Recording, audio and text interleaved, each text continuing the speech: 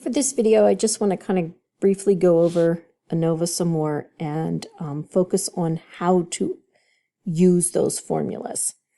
Next week, when I start posting next week's videos, you'll see how we can organize the information a little bit easier into an ANOVA table. But today I want to focus on the formulas, and you will have at least one problem in your My Math Lab homework to do that. So again, ANOVA is an analysis of variance. It's used to determine if 3 or more samples provide sufficient evidence to conclude population means are not all the same. So let's first talk a little bit about how we set these hypotheses up. We start with the assumption that all the means are the same, that they are indeed equal. So if we have 4 treatments or 4 factors, we would have mu1 equals mu2 equals mu3 equals mu4.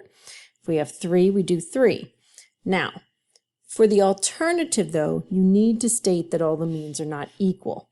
The problem is you cannot write mu1 does not equal mu2 does not equal mu3. Because if you state that, then you are looking to see that none of them are equal, and that's not. We're looking for at least one of them to be equal. So this would be an incorrect statement, and the best way to write your alternative hypothesis for all these are just simply stating we are testing that all means are not equal. Keep in mind, your analysis of variance does not tell us which means are different. That is something we will get to later on in this chapter. Once we find out there is a difference in the means, we can take it one step further and actually determine which ones are different from each other. Little bit of assumptions that we always work with when dealing with a one-way ANOVA. The samples, of course, must be random. We've discussed this all year. Samples need to be random, and they need to be independent, independent of one another. So we have independent populations. The populations have a normal distribution themselves, and we're going to assume the standard deviations of the variable under consideration are the same for all the populations. So these are your basic assumptions. You've seen a lot of these before. So you've seen, we worked with a little bit the formula for the test statistic, which was simply MSTR divided by MSE. So let's look a little more detail about what these mean. As I had stated, MSTR represents the treatment mean square. And this particular value gives us information on how much variation there is among all your populations.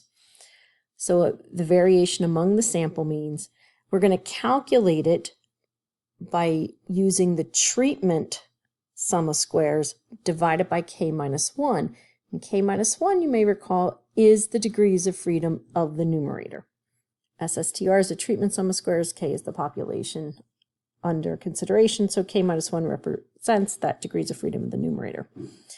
Now, the denominator, which is the error mean square. This represents how much variation is occurring within each population itself. So the variation within the samples, MSE is going to equal to the sum of squares, the error sum of squares, and divided by those degrees, n minus k, which is again the degrees of freedom of the denominator. N represents the total observations, and k is the number of populations. So there's your F statistic. So we're going to look in a little bit more detail of how to get that numerator and denominator. I'm going to go back to that original set of data we gave you in the first overview video. Okay. Keeping in mind, this is actual data, and here we have summary statistics, which I had told you. To get the summary statistics, you can use your calculator, you can use StatCrunch, or you can use basic formulas. And what I mean by basic formulas, you all know how to find a mean. You add up. So for the first one, you add up the 4, divide by 4, and you get 74.5. Now, for sample standard deviation, hopefully you remember how to find a sample standard deviation. If not, it is on your formula sheet back in from chapter 3, so it's at the very beginning. Sample standard deviation is found by taking each individual value minus the mean, squaring it, dividing by n minus 1. But again, you can utilize your technology for that, and on a test, I will probably go ahead and give you those summary statistics, so you will not need to find them. Now, here's our summary stats for each set of data, along with, remember, our total mean that represents the entire set of data. So I want to look at the formulas for a second. Please notice there are two sets of formulas for finding your SSTR and your SSE. The first set is called the defining formulas, and the second set are your computing formulas. The first formula of each group represents the total, and you can see that the total sum of squares is equal to the treatment sum of squares plus the error sum of squares. Okay, or written differently, sum of squares of the error equals sum of the squares of the total minus the treatment sum of squares. Okay, and when we set the tables up in the next set of videos, that will make more sense to you. The other thing I want to point out is computing formulas use individual data to do most of their calculations, where the defining formulas use summary stats. The summary stats make it much easier and make the formulas a lot easier to work with. So what we're going to focus now, sorry, wrong one. What we're going to focus on here to get F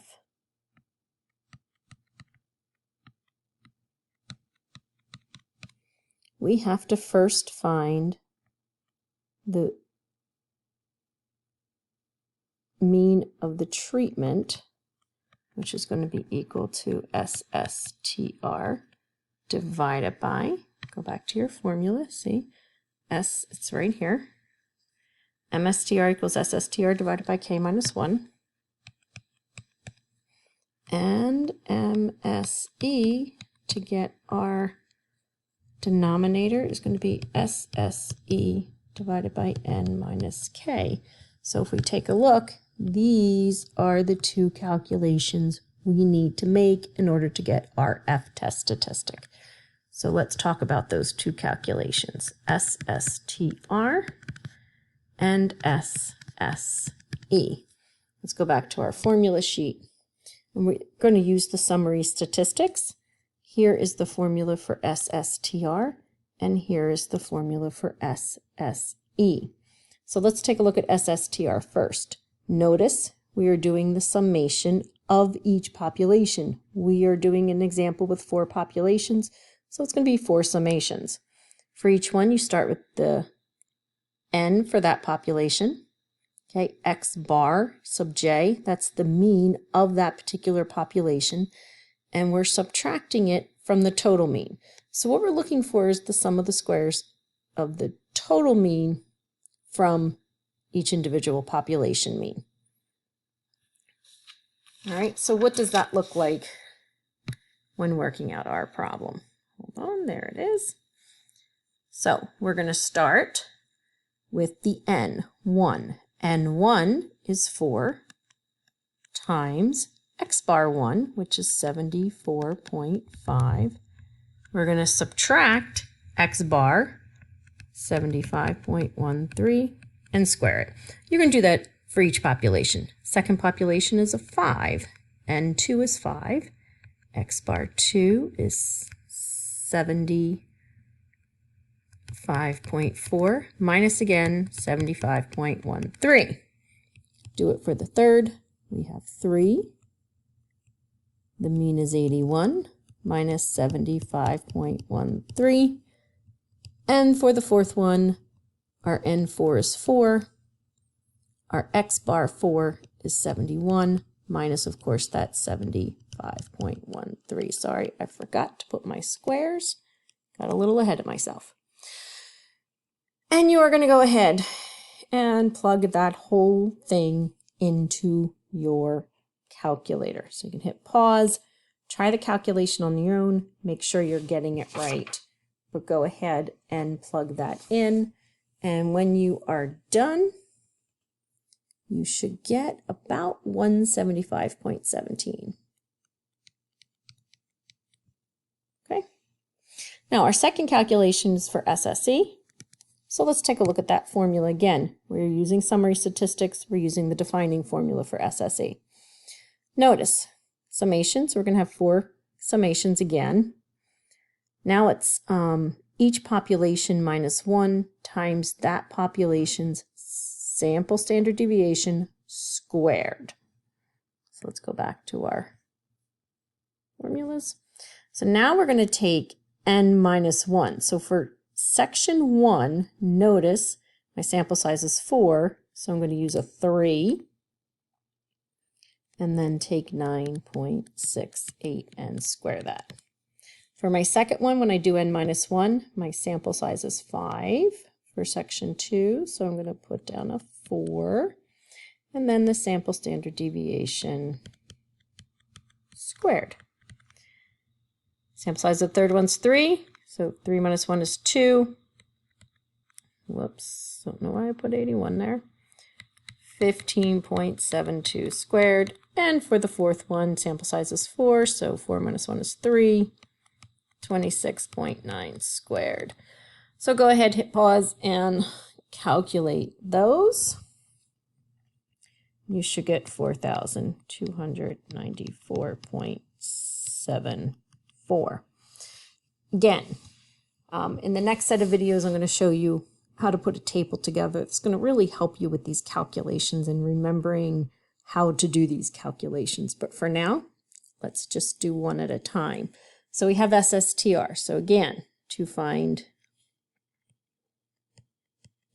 MSTR, we're going to take our SSTR, which was 175.7 divided by K minus 1.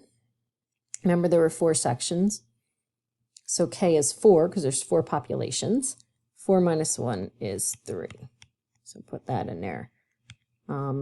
You can go ahead and hit pause, calculate that, and you should get 58.58. Now,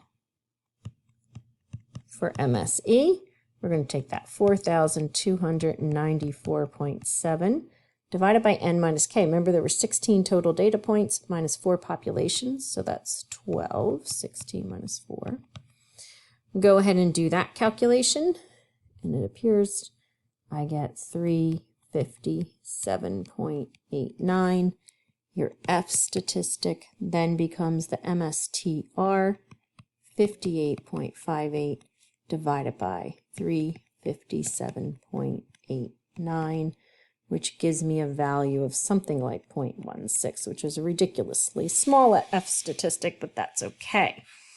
It means there's really no variation occurring among those samples.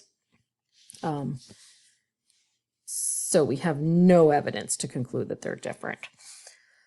But what I want you to practice, and you do have one problem, and like I said, section 2's homework, is how to just kind of play around with these 2 formulas and use them properly. In the next video, I will show you how to set up an ANOVA table that will help you organize this, because right now I know it seems to be a lot. Thanks.